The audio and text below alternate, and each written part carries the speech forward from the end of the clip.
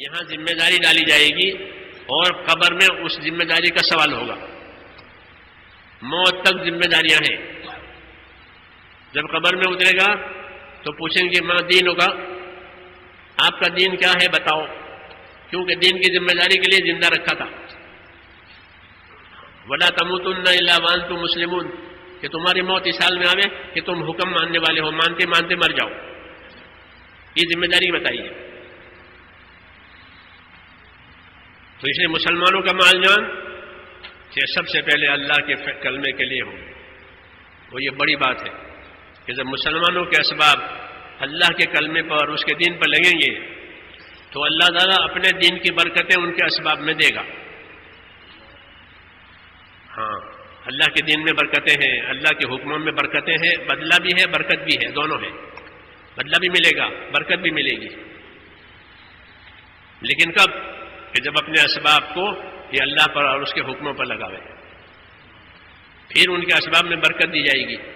ان کے اسباب سے ان کی آخرت بھی بنے گی، ان کی دنیا بھی بنے گی.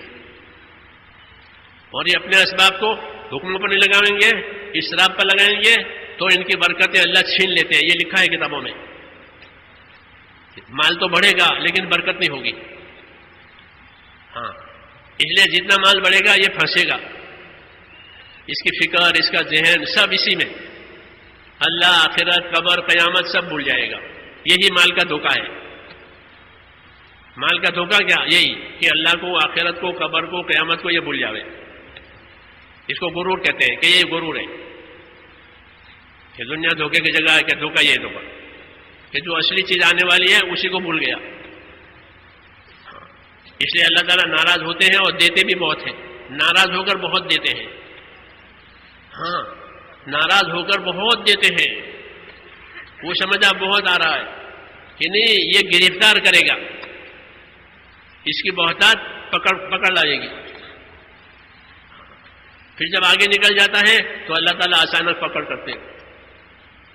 پھر مایوس ہو جاتا ہے. دنیا بنی نہیں، دنیا رہی نہیں، آخرت بنی نہیں، تو مایوسی کی حالت ہوگی. نا امید ہے، سب سلسلے کٹ گئے. ناراض ہو کر دیا ہے، برکت نہیں ہوتی. اور راضی ہو کر دیں گے کہ برکتوں کے ساتھ دیں گے تو دنیا بھی بنے گی، آخرت بھی بنے گی. یہ اللہ کا نظام ہے.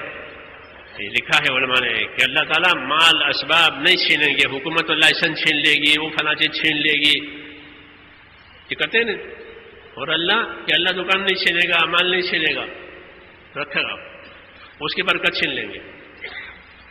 بے برکتی سے اندر پھنس جائے گا، حق بھی نہیں ادا کرے گا، اپنے آپ کو بھی بھول جائے گا. اس لیے مسلمانوں کے جان مال میں پہلا حق اللہ کا، اللہ کے کلمے کو پھیلانا تاکہ ارکان اسلام زندہ ہو جائیں. سب سے بڑا حق یہی ہے. نصرت کہتے ہیں اس کو. دو چیزیں واجب ہے، استقامت اور نصرت. اپنے کام میں استقامت پیدا کرنا، پابند ہونا. استقامت کا مطلب یہ پابند، دین کے کاموں کا پابند. جیسے ملازم ملازمت کا پابند ہے، اپنے وظیفے کا پابند ہے، ایسے مسلمان کہ اپنے دین پر استقامت کے ساتھ رہے. یہ حکم ہے اللہ تعالیٰ کا. فاستقم کما امرت ومن تاب معک. اے نبی، آپ استقامت اور پابندی سے رہیے، آپ بھی اور جو آپ کے ساتھ ایمان لائے ہیں وہ بھی. تو جتنے نبی پر ایمان لانے والے سب نبی کے ساتھ پابند. اس لیے اللہ کے نیک بندوں نے اپنی زندگی کو پابند بنایا. ایک ایک حکم زندگی پابندی کے ساتھ. اللہ کے راستے میں نکلیں گے، محنت کریں گے تو پابند ہونے کی استعداد پیدا ہوگی. استقامت کی استعداد پیدا ہوتی ہے نکلنے سے، پھر پابند ہو جائیں گے. ایک ساتھی ہمارا اب تو بوڑھا ہو گیا ہے کہ راجا 30 برس ہو گئے، کبھی مہینے کے 3 دن ناگا نہیں ہوئے.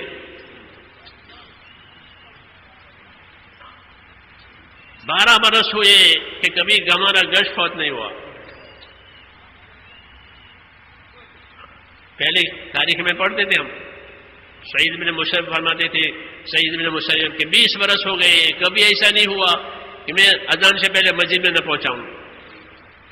برس ہو گئے، کبھی ایسا نہیں ہوا کہ میں نے امام کے سوا کسی نمازی کی پیٹھ دیکھی ہو. امام کی پیٹھ دیکھی پہلے سب میں، کسی نمازی کی پیٹھ نہیں دیکھی. 20 سال ہو گئے. سالوں کی بات ہے. اسی سے تاریخ بنتی ہے، اسی سے سوانح بنتی ہے. کیوں کہ عمل مسلسل ہو رہا ہے. حضرت عمر فرماتے تھے سعد ابن ابی وقاص سے، سعد ابن وقاص قادسیہ کی مہم پر جا رہے تھے، 10,000 مجاہدین ان کے ساتھ. فرمایا یہ پورا مجمع تیرے ساتھ ہے، 10,000 آدمی ہیں، ان کو خیر کے کاموں کا عادی بنانا. کیا کرنا؟ یہ خیر کے کاموں کے عادی بنے. ہاں، یہ نہیں کہ آزاد ہو جاؤں ہم تو دعوت والے ہیں، یہ والے ہیں اور کچھ نہیں. یہ دھوکہ ہے. تو فرماتے تھے یہ تیرے ساتھ جا رہے ہیں، جاننا لگانے والے ہیں، ان کو خیر کے کاموں کا عادی بنانا. کہ اللہ کا راستہ اپنے آپ کو عادی بنانے کے لیے ہے. ہم محنت کے بھی عادی ہیں، ہم عبادت کے بھی عادی ہیں، ذکر کے بھی عادی ہیں، خدمت کے بھی عادی ہیں. کیوں کہ جب 4 مہینے لگیں گے تو عادی نہیں ہوگا تو اور کیا ہوگا. بعض جماعت نماز پڑھنے کے عادی ہیں، خدمت کرنے کے عادی ہیں، دوسروں کو راحت پہنچانے کے عادی ہیں.